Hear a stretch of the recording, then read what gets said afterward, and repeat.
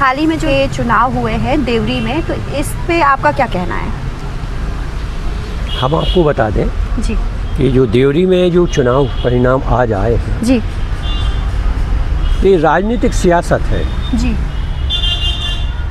वो चाहते थे कि गुटबाजी चलती थी राजनीति जी। में, वो चाहते थे कि वे हमारे व्यक्ति यहाँ पे अध्यक्ष बन जाएं, जी और कुछ पार्षद भी हैं जो उनका विरोध करते थे, वो काम नहीं करने देते थे।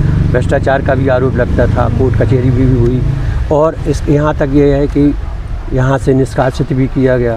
तो कुल मिला के 2-2.5 साल का जो उनका कार्यकाल था विकास के नाम पे, वो पार्टी में गुटबाजी के कारण फिर से चुनाव हुए। जी और जो चुनाव नहीं होना थे वो चुनाव हुए, और उसका एक परिणाम यह निकला कि वो पुनः अध्यक्ष पद बन गया।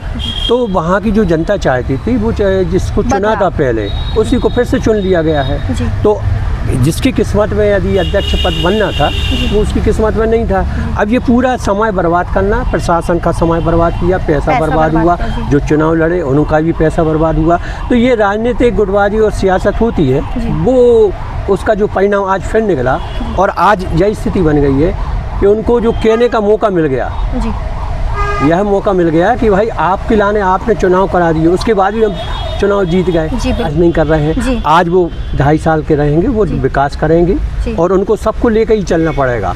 यदि फिर गुटबाजी हुई ना, तो फिर राजनीतिक सियासत होगी, और ये भाजपा में चलता रहता है, क्योंकि एक दूसरे के सिर्फ कुर्सी का खेल है। जी तो हमारे व्यक्ति को ही कुर्सी मिलना चाहिए। यदि कोई दूसरे को मिलते हैं तो खुरापत करना शुरू कर देते हैं, और आज उसका ये परिणाम यह हुआ है कि उसको फिर से बना दिया गया अध्यक्ष। अब उसमें कि आपने कहा कि कुर्सी का खेल था, तो ये खाली कुर्सी और भरी कुर्सी का क्या मतलब था? यही तो है।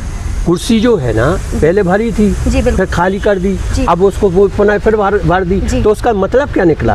आपने समय बर्बाद कर दिया, पैसा बर्बाद किया, और जनता का जो है जो विश्वास था वो भी, और आज जो विश्वास फिर से जीत लिया है ना।